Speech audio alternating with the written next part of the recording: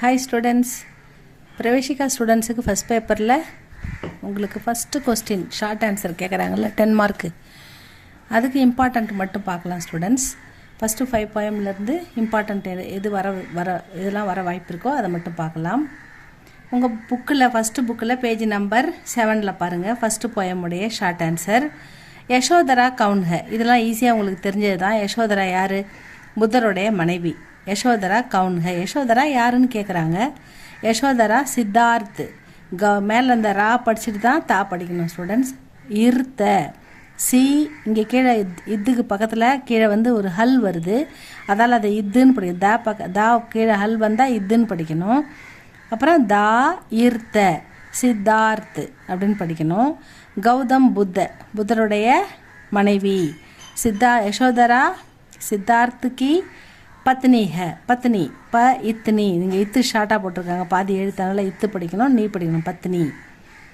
யசோதரா சித்தார்த்து கௌதம் புத்தகி பத்னி கௌதம் புத்தன்றது நீங்கள் போட வேணாம், சித்தார்த்துக்கு பத்னின்னு போட்டால் மட்டும் போதும், எல்லாம் ஒன்று தான். அடுத்த கொஸ்டின் வந்து இம்பார்ட்டண்ட் இல்லை, அதனால் அது வேணாம். அதுக்கு அடுத்த கொஸ்டினை பாருங்கள். जिसने अपनाया था त्यागा इस भक्ति का तात्पर्य क्या है? ஜிஸ்னே அதாவது அவர் தான் என்னை வந்து அப்னாயா தன்னுடையவளாக ஏற்றுக்கொண்டார். தியாகா என்னை மறுபடியும் தியாகம் பண்ணிட்டாரு, என்னை கைவிட்டு போயிட்டாரு. இஸ் பக்திக்கா தாத்பரியம் இந்த பேராவுடைய அர்த்தம் என்ன, தாத்பரியம் என்ன அப்படின்னு கேட்குறாங்க. சித்தார்த்தனே யசோதரா கே சாத் விவாக கியா. சித்தார்த்தர் யசோதராவை திருமணம் செய்து தன் மனைவியாக ஏற்றுக்கொண்டார். அப்னாயா அப்படின்னா அவள் யார்? இப்போ யசோதரா யார்? இப்போ கௌதம புத்தருடைய மனைவி இல்லையா? அப்போ புத்தருக்கு சொந்தமானவள் அப்படின்னு அர்த்தம். என்னை திருமணம் செய்து என்னை தன்னுடையவளாக ஏற்றுக்கொண்டார். லேக்கின் இருந்தாலும் இப்போ அவர் யசோதராக்கோ தியாகர் அப்படின்னா யசோதராவை தியாகம் பண்ணிவிட்டு சோடுக்கர் விட்டுட்டு சலேகையை போயிட்டார். 2 பேரும் ஒன்றா வாழணுன்ற ஒரு ஒப்பந்தத்துக்கு நம்ம வந்துட்டோம்.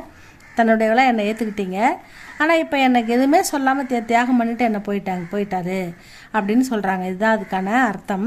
சித்தார்த்தனே யசோதரா கேசாத் விவாகனா திருமணம், கியானா செய்து கொண்டார். அவர் அப்னாயா தன் மனைவியாக ஏற்றுக்கொண்டார். லேக்கின் இப்போவே யசோதராக்கோ தியாகர் யசோதரா விட்டுட்டு தியாகம் பண்ணிவிட்டு வேணாம் எனக்கு தேவையில்லை அப்படின்னு விட்டுட்டு சோடுக்கர் அவளை விட்டுட்டு சலேகையை போயிட்டார். இதுதான் வந்து இந்த கொஸ்டினுக்கான அர்த்தம் ஸ்டூடெண்ட்ஸ். இந்த பாடத்தில் இந்த 2 கொஸ்டின் பார்த்துக்கோங்க. இருங்க நெக்ஸ்ட் லெசன் போகலாம். நெக்ஸ்ட் போயமுடையது 10th பேஜில் இருக்குது பாருங்கள். Next important question 10th page number 10th first புக்கில் பேஜ் நம்பர் 10th. இப்போ வந்து இது வந்து சூரியகாந்த் திரிபாட்டி நிராலா எழுதுன அபின ஓஹா மேரா அந்த். இப்போ என்னுடைய முடிவு ஏற்படாது அப்படின்ற அந்த போயம்லேருந்து எடுத்திருக்காங்க. அபி ந ஓகா மேரா அந்த் கவிதா கே ரச்சயிதா கவுன் ஹை. இந்த கவிதையை நமக்கு அளித்தவர் யார்? இந்த கவிதையை வழங்கியவர் யார்? ரச்சயித்தானா இந்த கவிதையை எழுதியவர் யாருன்னு கேட்குறாங்க. அபி ந ஓகா மேரா அந்த் கவிதா கே ரச்சயிதா சூரியகாந்த் திரிபாட்டி நிராலாக. ஈஸியாக இதை பார்த்துக்கோங்க ஸ்டூடெண்ட்ஸ். அடுத்த கொஸ்டின் இம்பார்ட்டன்ட் கிடையாது, அதை விட்டுருங்க. 3rd கொஸ்டின் பாருங்கள்.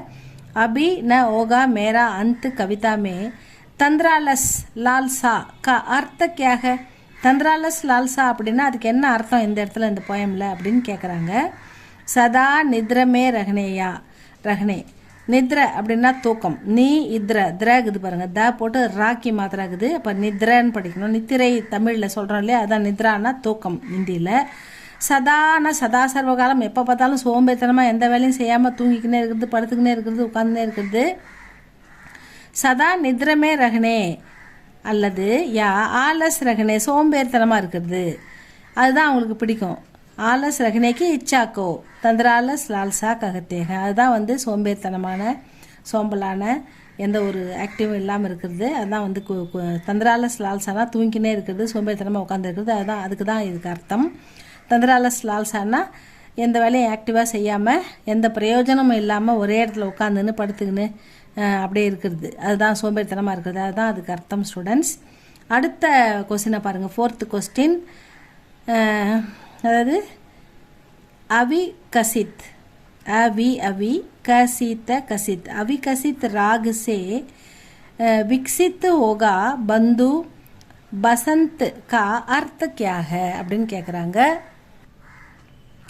4th கொஸ்டின் அவிக்சித்துனாக்கா ஒரு வளர்ச்சி அடையாத, விக்சித்துனா வளர்ச்சி அடைந்த, ஒரு வளர்ச்சி அடையாத ராக், ஒரு ராகத்திலிருந்து விக்சித்து ஹோகா வளருகின்ற ஒரு வசந்தம். வசந்தம் அதாவது ஒரு டெவலப்மெண்ட்டே இல்லாத ஒரு இடத்துல எப்படி டெவலப்மெண்ட் ஏற்படும்? டெவலப்மெண்ட்டுக்கான முயற்சியாவது நம்ம பண்ணணும். வளர்ச்சி அடையாத ஒரு ராகம், அதிலிருந்து வளர்ச்சி அடைந்த ஒரு வசந்தம் எப்படி அப்படின்னா என்ன அர்த்தம் அப்படின்னு கேட்குறேன். வளர்ச்சி அடையாத ஒரு ராகத்திலேருந்து வளருகின்ற ஒரு வசந்தம் அப்படின்னா என்னன்னு கேட்குறாங்க. கவிகா விசாருக, கவிஞருடைய எண்ணம் அப்படி என்னன்னா, அபுத்தக்கு இப்போ வரைக்கும் உன்கா லட்சிய பிராப்த நகி ஹுவா, அவருடைய லட்சியம் நிறைவேறல. லட்சியம்னா எய்ம், பிராப்தனா பெறுதல், அந்த லட்சியத்தை அவர் இன்னும் அடையலை. அபுத்தக்கு இப்போ வரைக்கும்.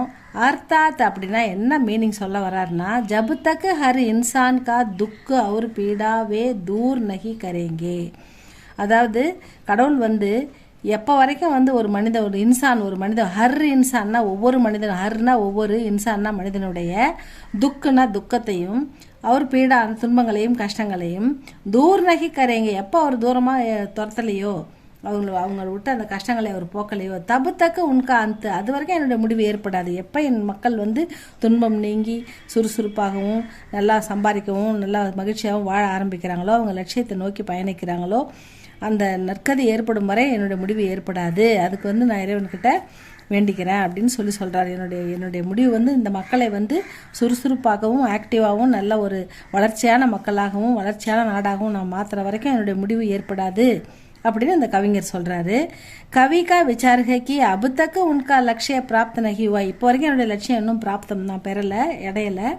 அர்த்தாத் அதுக்கு என்ன அர்த்தம்னா, ஜபுத்தக்கு அரு இன்சான், ஒவ்வொரு மனிதனும் இந்த இந்தியாவில் இருக்கின்ற ஒவ்வொரு மனிதனும் துக்கு அவங்களுடைய துக்கம், அவர் பீடா அவங்களை பிடித்த கஷ்டம், தூர் நகி கரேங்கே வே எப்போ கடவுள் செய்யலையோ, அவர் எப்போ செய்து முடிக்கிறாரோ, தபுத்தக்கு அது வரைக்கும் என்னுடைய முடிவு ஏற்படாது அப்படின்னு சொல்கிறாரு. அதுதான் இதுக்கு அர்த்தம் ஸ்டூடெண்ட்ஸ்.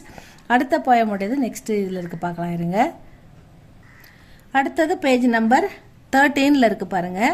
ராம்தாரி சிங் தினகர்ஜி எழுதின கலம் ஆஜ் உன்கி ஜெய் போல் அப்படின்ற பாடல்லேருந்து கொடுக்கப்பட்ட ஷார்ட் ஆன்சர்ஸ் பார்க்குறோம். அதில் ஃபஸ்ட்டு இம்பார்ட்டண்ட் இல்லை, அதனால் அதை விட்டுருங்க.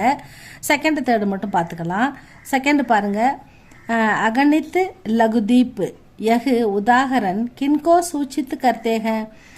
அகணித் லகுதீப்ன்ற இந்த உதாரணம் எதை குறிப்பிடுகிறது? சூச்சித்துனா குறிப்பிட்டு சொல்கிறது, எதை குறிப்பிடுகிறது அப்படின்னு கேட்குறாங்க. அசங்கியன்னா அகணித், கணித்துனா எண்ணக்கூடிய, அகணித்துனா எண்ண முடியாத, எண்ணிலடங்காத, லகுனா சிறிய, தீப்னா தீபங்கள் அப்படின்னு அர்த்தம். இதுக்கு யாருக்கு உதாரணமாக இந்த எண்ணில் அடங்காத சிறிய தீபங்களை கின்கோ சூச்சித்துக, யாரை குறிப்பிட்டு கவிஞர் சொல்லுகிறார் அப்படின்னு கேட்குறாங்க. எதற்கு உதாரணமாக அந்த சிறிய தீபங்களை சொல்கிறார் அப்படின்னு கேட்குறாங்க. இதுதான் கொஸ்டின். அசங்கிய வீர் லோக், சங்கியனா எண்ணக்கூடிய, அசங்கியனா எண்ணிலடங்காத, வீர் லோக் வீரர்கள், ஜின்கே பாரமே இவர்களை பற்றி, அநேக லோக நகி ஜான்தே நிறைய பேருக்கு, நிறைய மனிதர்கள் இவர்களை அறிந்திருக்கவில்லை. ஏன்னா வீரர்கள் இருக்கிறார், நாட்டுக்காக தியாகம் செய்கிற, உயிரையே தியாகம் செய்கிற பல வீரர்கள் இருக்காங்க. அந்த மாதிரி அந்த வீரர்களை பற்றி சம்பந்தமே அந்த வீரர் ஜின்கேனா இந்த வீரர்களை குறிப்பிடுறாங்க இங்கே.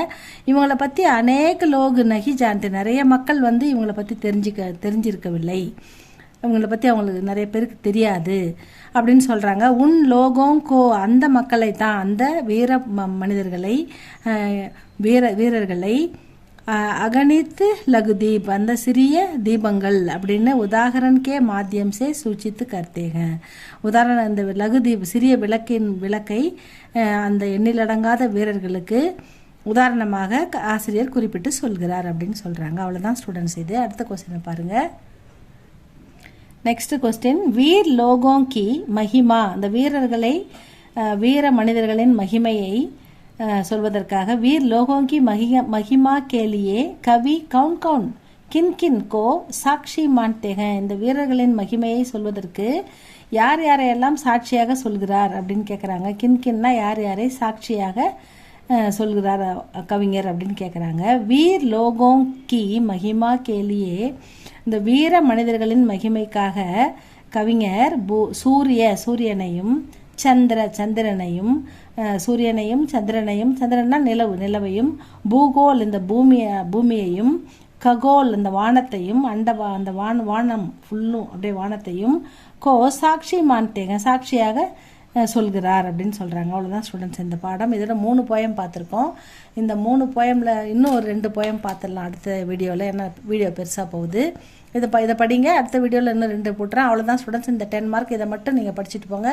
கண்டிப்பாக 10 மார்க் வந்துடும். இது உங்களுக்கு பிடிச்சிருந்தா லைக் பண்ணுங்கள், சப்ஸ்கிரைப் பண்ணுங்கள் ஸ்டூடெண்ட்ஸ். தேங்க்யூ ஃபார் வாட்சிங்.